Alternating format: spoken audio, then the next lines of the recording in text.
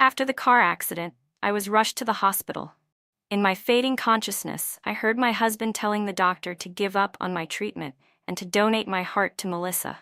Melissa was the one who had hit me with her car. Before being pushed into the operating room, I saw my husband's icy, emotionless gaze. When I opened my eyes again, I was back to the day he proposed to me. This time, I refused him. 5 years later, I returned to the country for a class reunion. At the gathering, James locked his eyes on the ring on my finger. His voice trembled as he asked, "Are you married?" Everyone turned to look at my ring in curiosity. After graduating from college, I had gone abroad and hadn't returned for 5 years. No one knew I was already married. A classmate hesitated before asking, "Rachel, is it true? You're really married?" I glanced briefly at James before turning to answer. "Yes, I'm married." The entire room fell into silence. Instinctively, everyone looked toward James. His face was unnervingly dark, his expression cold and unreadable. Everyone knew that on the day of our graduation photos, James had proposed to me, and I had rejected him. For the past 5 years, he had remained single, never getting involved with anyone. People always said he was waiting for me. Back then, my sudden rejection had shocked everyone. After all, James and I had been deeply in love. No one understood why I had changed overnight. Only I knew. Because I had already died once. Under my classmates' stunned gazes, James suddenly stood up and strode toward me. Before I could react, he grabbed my wrist and dragged me out of the private room. His grip was strong, and I couldn't break free. No one else tried to stop him. Once we reached a secluded corner, he turned abruptly, his bloodshot eyes locking onto mine. "Tell me, what exactly happened back then? Why did you do that?" His voice trembled, every word carrying suppressed rage and pain. I frowned and instinctively stepped back. Based on my past life's memories, by now he should have already met Melissa. Without my interference, they should have been together long ago. Testing the waters, I asked, "Where's Melissa?" He frowned in confusion. "Who?" I suddenly understood. They hadn't met yet. In my past life, James and I had been arguing in a cafe when Melissa appeared. She had stepped in front of me, stubborn and indignant, and said, "Sir, you shouldn't treat a lady like this." I still remembered. James had frozen for a long moment. Later, I realized that was the moment Melissa had planted herself in his heart. Could it be that because I didn't go to the cafe to argue with him this time, he never got the chance to meet her? James suddenly kicked the trash can behind him, his jaw clenched as the veins on his forehead pulsed. "Rachel, are you really married?" I nodded. "Yes, I am. I met my husband in my 2nd year abroad. Before him, I thought I would never love anyone again, but he healed me, brought me back to life." Thinking about him filled my heart with warmth and peace.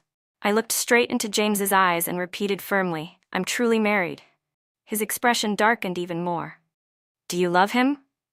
"Of course," I answered without hesitation, but in the next moment, his anger exploded.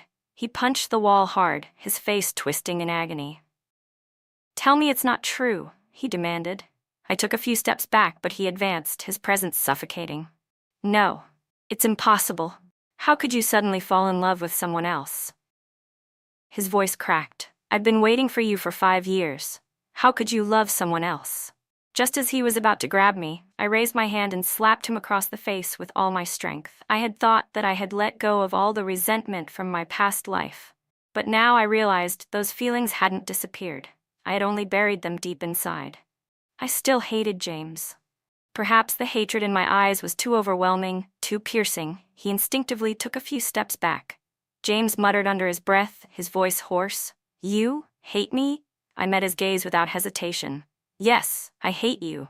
His expression stiffened. "Why? What exactly happened?"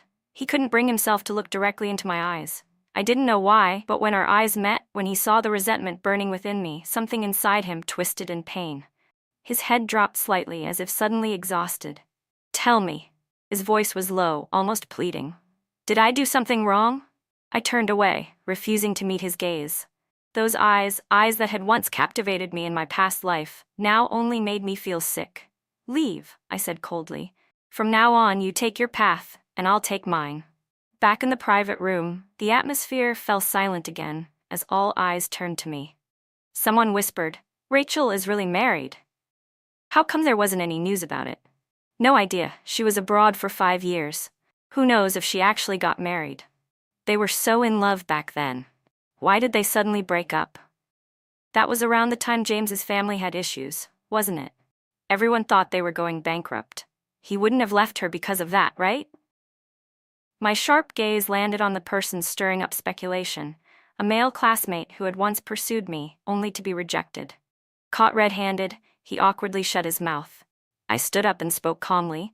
James and I separated because we weren't right for each other. There was no other reason. Let's just enjoy the reunion. It took a lot for us all to gather again. Don't waste it. James, who had followed me back, had clearly overheard my words. His gaze lingered on me, silent and unreadable. For the rest of the night, he didn't speak. He just sat in the corner, drinking alone, brooding. When the gathering ended, I said goodbye to my classmates and went to the bus stop to wait for my ride. Unexpectedly, a black Mercedes pulled up in front of me. I planned to ignore it, but then the window rolled down, revealing James behind the wheel. His expression was tense, and his eyes burned with restrained anger. "Get in." His voice was clipped, almost commanding. I kept my tone neutral. "I'll take the bus." His face darkened at my rejection. He turned to look at me, but his gaze involuntarily landed on my wedding ring. "Your husband is so useless that you still have to squeeze onto a crowded bus?" he scoffed. I rolled my eyes and took a step farther from his car. Without hesitation, he got out and followed me. I felt an overwhelming sense of irritation. Since when had James become so persistent? He used to care about his pride, but now he was acting shamelessly. I stopped and turned to glare at him. "What the hell do you want?" I snapped. His eyes bore into mine, filled with frustration and resentment. "I just don't understand," he said, his voice laced with disbelief. "How did you become like this?" I frowned. "Like what?" Instead of answering, he clenched his jaw and shoved his phone in front of me. I looked at the screen and saw the content clearly. It was a photo of me walking side by side with a man in his 50s or 60s. Instinctively, I opened my mouth to explain, but James cut me off before I could say a word. "How could you sink so low?" His voice was filled with disdain.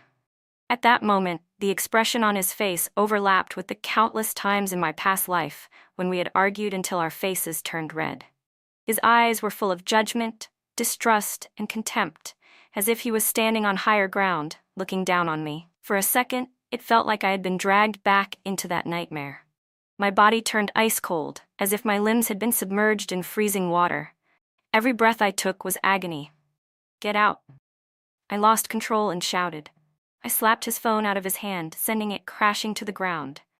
The screen shattered into pieces. To James, my reaction was proof that I had been exposed and was now furious out of humiliation. There was a hint of twisted satisfaction in his eyes. "I won't say anything," he said smugly. "I'll keep your secret. I can even help you escape from this mess. As long as you're willing to come back to me." I stared at him coldly, making no effort to hide the hatred in my eyes. "Listen carefully, James. I would rather die than go back to you." Unfortunately, that moment was caught by some unscrupulous reporters. The next day, James and I became a trending topic online. The headline read, "Heir of the James family bows his head for love, only to be coldly rejected by his first love." I stared at those bold letters, speechless. Just then, my phone rang. It was my husband, Ethan. "Babe, do you need me to handle this?" His deep, steady voice brought warmth to my heart.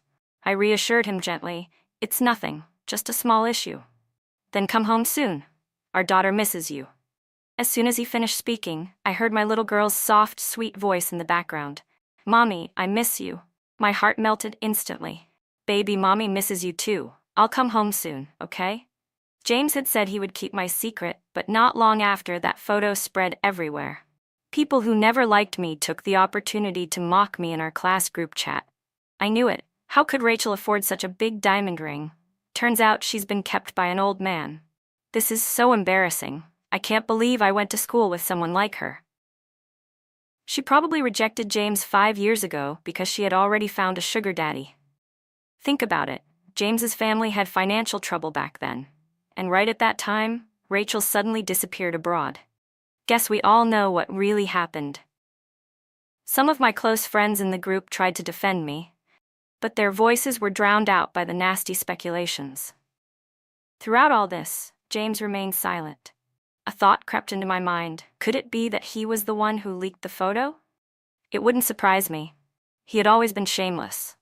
But right now, I didn't have time to dwell on it. I quickly sent a message in the chat to clear things up. For the record, the man standing next to me in that photo is my father-in-law. But instead of stopping, the chat exploded with even worse comments. Oh wow, so open-minded, huh? Father-in-law? Sure. Sounds more like a disgusting affair. Are you sleeping with both father and son? That's some next-level stuff. I've heard foreign women are wild, but Rachel really takes it to another level. Reading those venomous words, my hands trembled with rage. My vision blurred with fury, and my eyes burned as if they could bleed. I was just about to unleash my anger in the group chat, but suddenly, the group was disbanded. Just great. Now I was even angrier, with nowhere to vent my frustration. At that moment, I got a message from someone I hadn't spoken to in years, our old class president, Kevin. Sorry, Rachel. They really went too far. Kevin had always been a decent person, humble, hardworking, and genuinely kind to his classmates. I wasn't going to take my anger out on him, so I simply replied, "It's fine, I'll just make a public statement online later." But then Kevin sent another message. "Rachel, listen. I have proof. It was James who leaked the photo." My brows furrowed as I read his words. James is ruthless. He's doing this on purpose to destroy you. Whatever you do, don't forgive him. I clenched my jaw and replied, "Don't worry, I never will." I knew exactly what James was trying to do.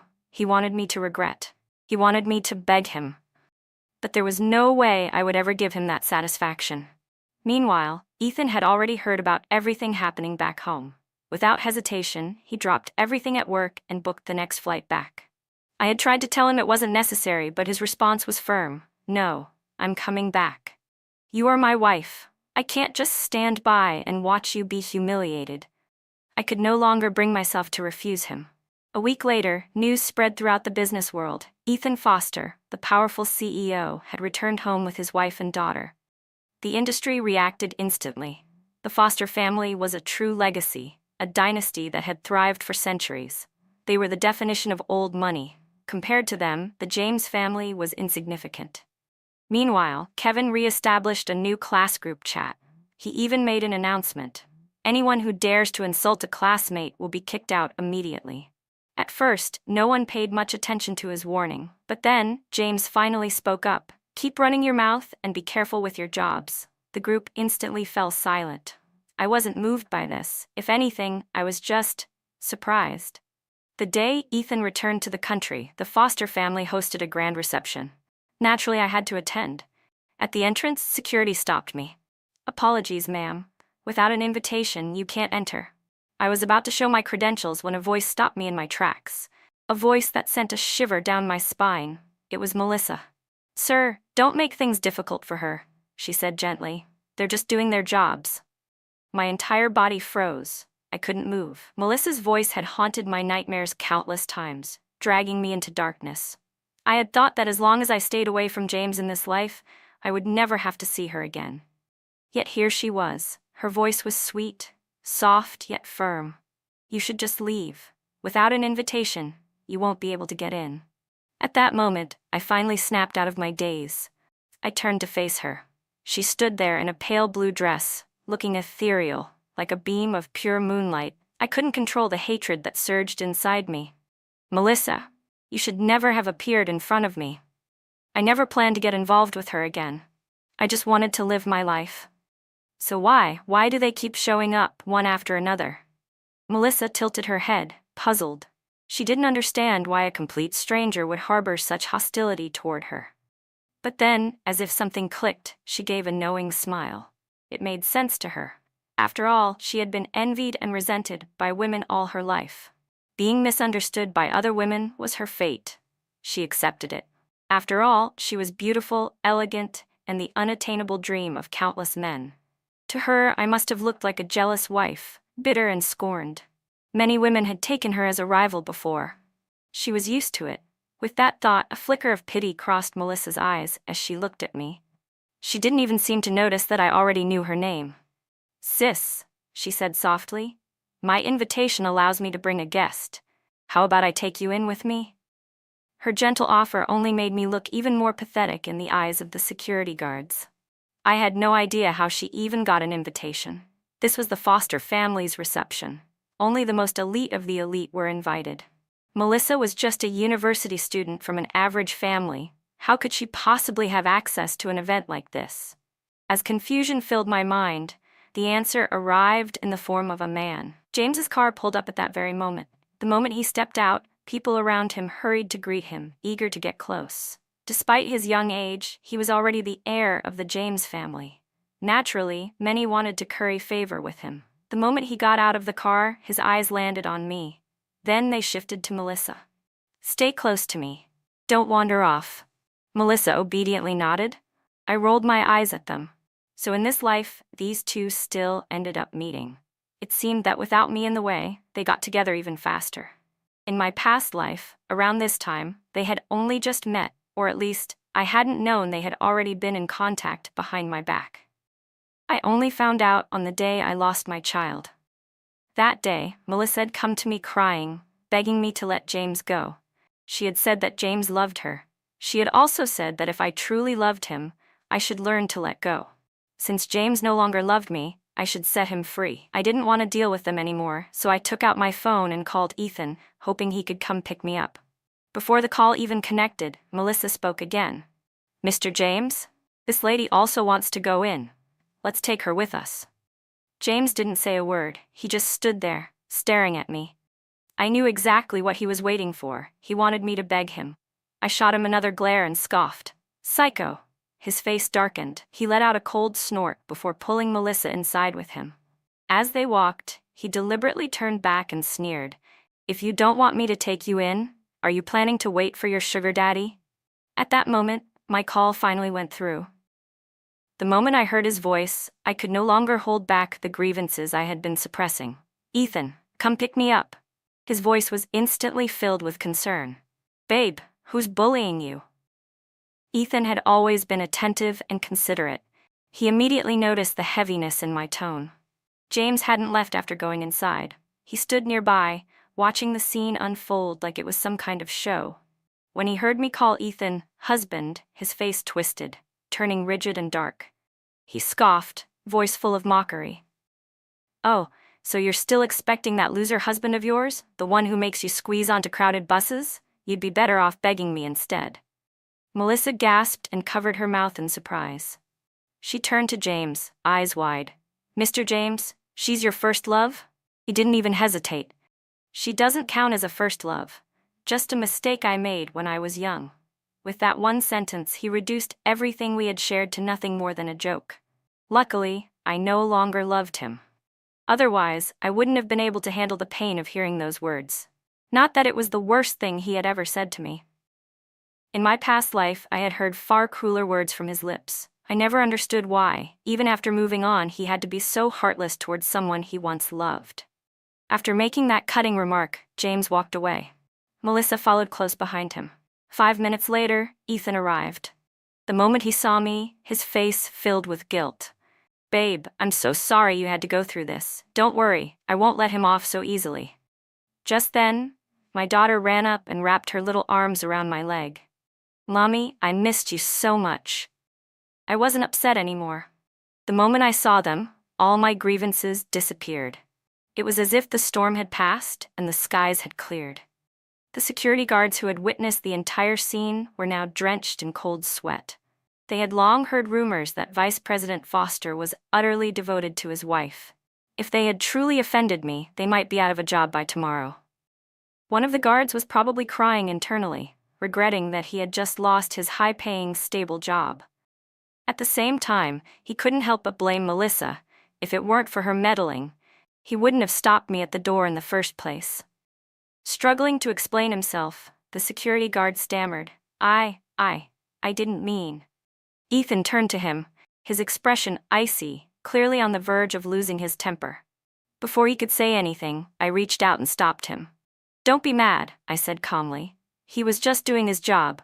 It's not his fault. I left in a hurry and forgot my invitation." The security guard secretly breathed a sigh of relief. Sure enough, Ethan's expression softened considerably. When we reached the entrance of the grand hall, the butler approached. "Young master, the family patriarch has asked to see you in the back garden." Ethan instinctively glanced at me. I nodded at him, signaling for him to go. Our daughter clung tightly to my leg. "I want to stay with Mommy." Ethan chuckled and shook his head, then gave us a few quick instructions before heading toward the garden. Holding my daughter's hand, I walked into the hall.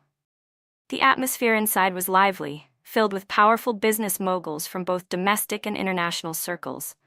James, as always, was the center of attention, surrounded by a group of businessmen engaged in conversation. I wasn't fond of socializing, so I led my daughter to a quiet corner and sat down. A table in front of us was stacked with an assortment of delicate pastries. Her eyes lit up at the sight of them, but she still turned to me obediently. "Mommy, can I have one?" I nodded. "Yes, but not too many." Excited, she jumped into my arms before eagerly digging into a small cake like a little squirrel. As I watched her happily nibbling, Melissa appeared. She was still smiling, the same ever so gentle, ever so kind expression on her face. "Sis, how did you sneak in?" The moment she spoke, countless eyes turned toward us.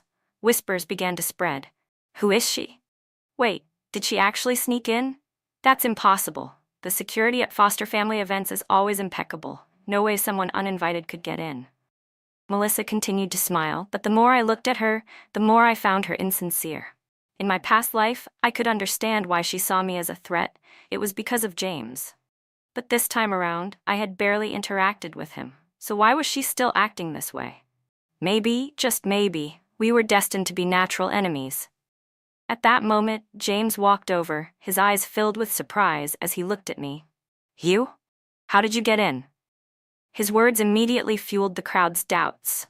James was currently one of the most influential young figures in the industry. His credibility carried weight, so when he questioned my presence, people naturally started believing him. A few individuals even turned to security, asking them to throw me out.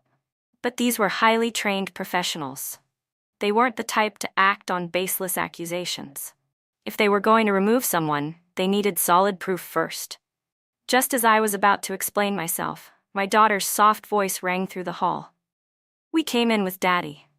Her voice was crisp and clear, like a delicate silver bell, instantly drawing everyone's attention. James stared at her, frozen in place for several seconds. His gaze lingered on her face, which bore a striking resemblance to mine. His eyes turned red in an instant. Before anyone could react, my daughter continued speaking. "My daddy is amazing. He's Ethan Foster." The entire hall fell into stunned silence. All the murmurs and whispers ceased instantly as everyone exchanged glances, processing what they had just heard. Many people in the business world knew that the Foster family heir had long been married with a child. However, Ethan had always protected his wife and daughter so well that no one had ever seen them publicly. Because of this, no one had been sure whether the rumors were true. Now, the truth was right in front of them. Melissa's ever-so-perfect smile froze. Of course, she knew who Ethan Foster was. If James was someone she desperately wanted to win over, then Ethan was the kind of man she couldn't even dream of reaching. She bit her lip in frustration, casting me a glance filled with unwillingness. She had always believed that her beauty was unmatched, that even actresses in the entertainment industry paled in comparison to her. And yet, I, someone she considered merely average, had managed to marry Ethan Foster? She refused to believe it. Taking a deep breath, she composed herself. She couldn't afford to lose to me. Even she didn't fully understand why she harbored such hostility toward a woman she had just met. Perhaps it was because I had once been James's first love. Meanwhile, James's expression had grown increasingly complicated. His gaze shifted back and forth between me and my daughter, filled with uncertainty and doubt. If I was really Ethan Foster's wife, then he had no chance at all. A voice from the crowd finally broke the silence. "Is your dad really Ethan Foster?" Someone cautiously asked my daughter. She straightened her little back, still holding her tiny cake, and nodded firmly. "Of course. He's my daddy." I gently patted her head and couldn't help but laugh at her confident little stance. Then, I lifted my gaze to the crowd and confirmed, "Yes, I am Ethan Foster's wife." To put any doubts to rest, I reached into my purse, took out my phone, and pulled up a photo. It was a picture of Ethan and me on our wedding day.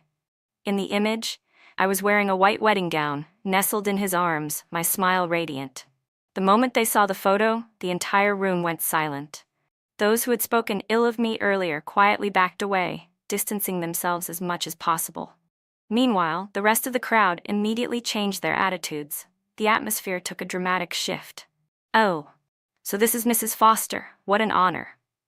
Our apologies. We didn't recognize you earlier. Mr. Foster's daughter looks just like him, so adorable. Mr. and Mrs. Foster are truly a perfect match." I wasn't the type to hold grudges over trivial matters. Since they had given me a way to gracefully resolve the situation, I accepted it. I had no intention of causing a bigger scene. Melissa, however, had been silent ever since seeing the photo. For a long time, she didn't react at all. By the time she snapped out of it, I was already surrounded by people eager to flatter me. Then, a thought crept into her mind. What if the photo was fake? Because in her eyes, there was no way someone like Ethan Foster would choose someone like me. And so she blurted out loud, "That photo must be fake. Why would Mr. Foster marry you?" A gasp rippled through the crowd. Everyone knew Ethan Foster's status in the business world. He was not someone anyone could just impersonate. No one believed that anyone would dare pretend to be his wife. Even James frowned at Melissa, clearly displeased. He had once thought Melissa was interesting, smart, ambitious, and driven. That was why he had agreed to bring her to see the world. But now, how could she say something so brainless? Did she really think she was the only rational person in the room? I turned to Melissa, my gaze cold and sharp. "Melissa, watch your words." At that moment, she finally realized something. I had called her by her name. She stiffened, then instinctively asked, "How do you know me? Did you investigate me?" Her words only made the people around her look at her like she was an idiot. Even James's breathing grew uneven. For the first time, he regretted his decision. Why had he agreed to bring her here? Finally, unable to hold back anymore, James spoke. His voice laced with frustration. "If you don't know what to say, then just shut up." The moment those words left his mouth, Melissa's eyes turned red with unshed tears. For the first time, she felt truly humiliated. A strange memory flashed through Melissa's mind. She saw James holding her gently, whispering words of love.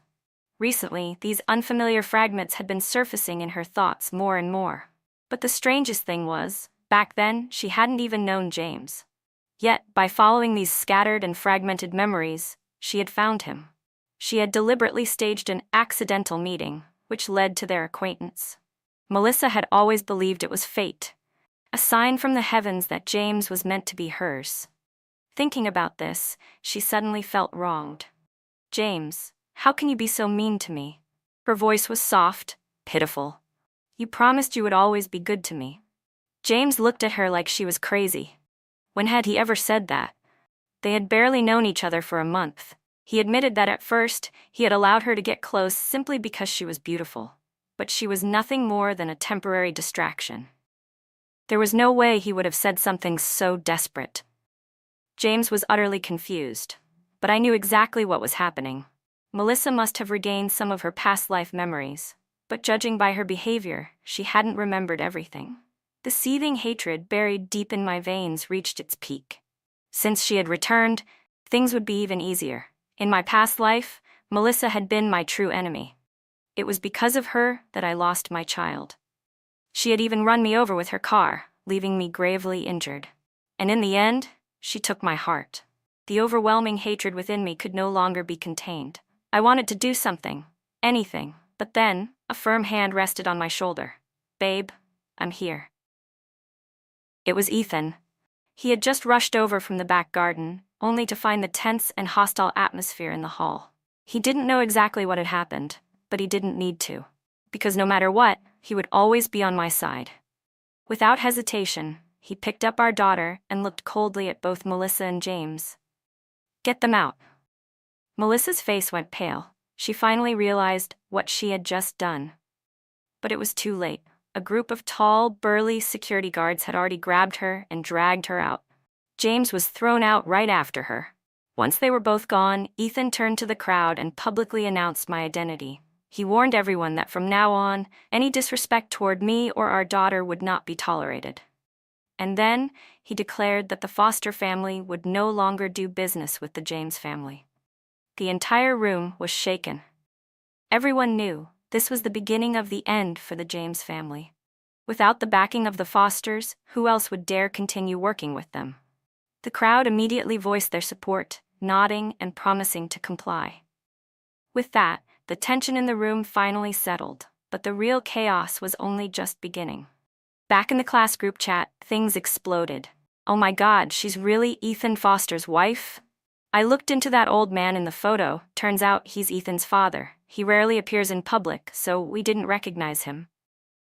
"Rachel, we were just joking earlier. You don't mind, right?" I didn't bother replying. I simply set the group chat to mute and ignored it. When the banquet ended, I got into the car with my daughter in my arms. She had already fallen asleep. As I looked out at the brightly lit Foster estate, 1,000 thoughts raced through my mind. If Melissa had truly regained some of her past life memories, then she wouldn't stop here. A grand show was about to begin. And sure enough, the next time I saw her, she was a completely different person. Gone was the innocent, naive girl from before. Instead, she carried herself with confidence and poise. The meeting happened at a high-profile fashion event. The room was filled with elite socialites and business moguls. The flash of cameras was blinding. In this life, Melissa had actually entered the entertainment industry. In my past life, James had protected her well, keeping her far away from the murky waters of showbiz. Now she was walking toward me, gracefully lifting the hem of her dress with a practiced elegance. She hadn't even graduated from college yet, but the cunning glint in her eyes made her look like a seasoned player in the world of fame and fortune. I knew then she had truly returned. She headed straight for me, drawing the attention of those around us. Many had already heard rumors about the incident at the Foster family banquet. Gossipmongers eagerly watched, waiting for a spectacle. "Mrs. Foster, long time no see," Melissa greeted me with a smile. I didn't spare her a glance, keeping my eyes on the phone screen, watching a video of my daughter, her expression twisted with anger. She hated being overshadowed by me, the woman she had crushed so thoroughly in our past life. In her eyes, I was meant to be trampled under her feet, forever. After regaining her past life memories, she had spent countless efforts coaxing James into getting her into the entertainment industry. But this time, James was no longer her end goal. She was no longer satisfied with just owning him. She wanted Ethan. Melissa let out a soft chuckle. "At the Foster family banquet, you said I was rude. I must apologize." She curtsied slightly, playing the part of the perfect, well-mannered woman. But the moment no one was looking, she leaned in and whispered into my ear. "Do you really think you've won? In our past life, you lost to me. In this life, you'll lose again. Your husband will be mine." At last, I raised my eyes to meet hers. "Oh," I said, my voice indifferent. "Then I'll be waiting to see how that turns out. If she could really take Ethan from me, then it would only mean he wasn't worth my love to begin with." After everything I had been through, I no longer naively believed in a man's undying devotion. Just then, a warm hand rested on my shoulder. I turned my head. "Ethan? Did he hear what she just said? Did he notice my reaction? Would he blame me for my moment of doubt?" My heart pounded in my chest. Ethan ruffled my hair lightly and smiled. "What are you thinking about?" he asked playfully. "You're not considering leaving me, are you?" "That's not allowed." Melissa's face visibly stiffened. She nervously tucked a strand of hair behind her ear, suddenly self-conscious, afraid she wasn't pretty enough, afraid she wasn't alluring enough. Just as she was about to speak, Ethan cut her off, his tone ice cold. "Stay away from my wife. Otherwise, you'll regret ever being born." Then, he wrapped an arm around my waist and led me away. Melissa stood frozen in place, her face twisting with resentment as she watched us leave. A journalist managed to capture the moment on camera. The next day, a headline dominated the trending searches. "Vice President Foster protects his wife, rising starlet publicly humiliated." After that, Melissa disappeared from the spotlight for a while. Rumors swirled that several brands had cut ties with her. Even though James spoke up in her defense, no one cared. No one wanted to offend Ethan Foster. Just as she had started gaining fame, her agency shelved her. James, ever since discovering that I was Ethan's wife, had stopped bothering me. But when he heard that Melissa had once again crossed me, Even he had reached his limit. He publicly announced that he would no longer support her. That was the final blow. Melissa's entire career crumbled overnight. She couldn't accept it. In our past life, she had been untouchable. James had loved her unconditionally. She had everything she wanted. How could she possibly accept being reduced to nothing? And yet, she couldn't even get close to Ethan. She couldn't even rely on James anymore. But somehow, she found a way back into his life. That day, as I walked out of the mall, I unexpectedly ran into Melissa and James. Melissa's gaze locked onto me immediately. She clung to James's arm even tighter, as if trying to prove something. "Oh, what a coincidence, Mrs. Foster." James's expression flickered with embarrassment. Instinctively, he pulled his arm away from Melissa's grip and hurriedly explained to me, "There's nothing between us. I just felt sorry for her and wanted to help." This was exactly the same excuse he had used in our past life, time and time again, to justify his ambiguous relationship with Melissa. Melissa stiffened, clearly caught off guard by his sudden coldness. Her lips parted slightly, as if she wanted to say something, but James didn't even notice her discomfort. He was too focused on explaining himself to me. Melissa tried to move closer to him again, but this time, James shoved her away. She stumbled back and fell hard onto the ground. How familiar. This exact scene had played out almost every single day before I died in my past life. Only this time, our roles had been reversed. What a joke. James was nothing but a selfish, greedy man who always wanted more. Even though Melissa was right in front of him, completely his for the taking, his heart still wavered toward me. That night, after returning home, I had another nightmare. But this one was different from the ones before. This time, there was an unfamiliar memory. In my past life, after I died, Melissa's heart transplant was successful. She and James had celebrated her second chance at life. But then, someone knocked them unconscious. When James woke up, he found himself dangling off a cliffside, tied up. As he screamed for help, Ethan appeared. His eyes were bloodshot with hatred. "You should both be dead," his voice was eerily calm. "How dare you kill her?" Only then did James notice Melissa's chest, where her heart had been transplanted, was now a gaping, bloody hole. The heart was gone. James's mind went blank. Ethan's voice rang out again, filled with venom.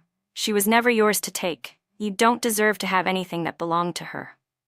In that moment, Ethan looked like death itself. With a flick of his hand, the ropes binding James and Melissa loosened.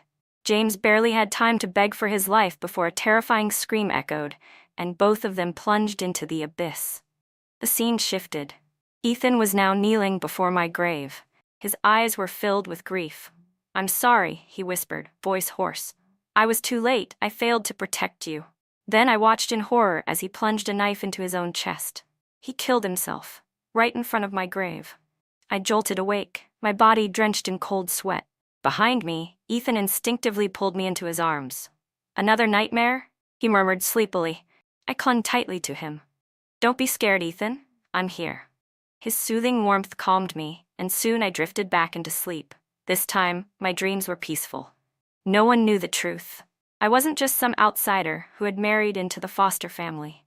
I had been raised in their household. Ethan and I had grown up together, practically like siblings. At least, that was how I saw it. But later, I realized his feelings were never just brotherly. People used to tease him, calling me his childhood fiancé. And he took it seriously. From that moment on, he was convinced that I was meant to be his wife. But when I went to college, I fell for James, so Ethan let me go. To suppress his emotions, he left the country. Meanwhile, the James family was crumbling. Many of their business partners had cut ties, severing all cooperation. Desperate, James came to me. "Rachel, for the sake of what we once had, please help me," he pleaded. "Tell Ethan to stop." I looked at him blankly. I've never interfered in Ethan's business decisions. His voice turned desperate. "You don't have to be so cruel. You're not like this." I narrowed my eyes. He hesitated. Then he finally blurted out, "Melissa told me, you died once. She said you still love me, that you only hate me because I hurt you before." I let out a cold laugh. Hatred boiled inside me. "Oh, did she forget to tell you how I died?" I took a step closer, my voice steady but sharp. "It was because of you. Because of both of you." James's face drained of color. Before he could say another word, security arrived and threw him out. That scene had been witnessed by many people, and James lost all dignity. Shortly after, I heard news about both James and Melissa. Melissa had been sent to prison, and James, he was in the emergency room. He had been stabbed over a dozen times. Each wound carefully avoided his vital organs. Melissa had tortured him, leaving his body covered in wounds. It made sense, she had studied medicine. Afterwards, she turned herself in.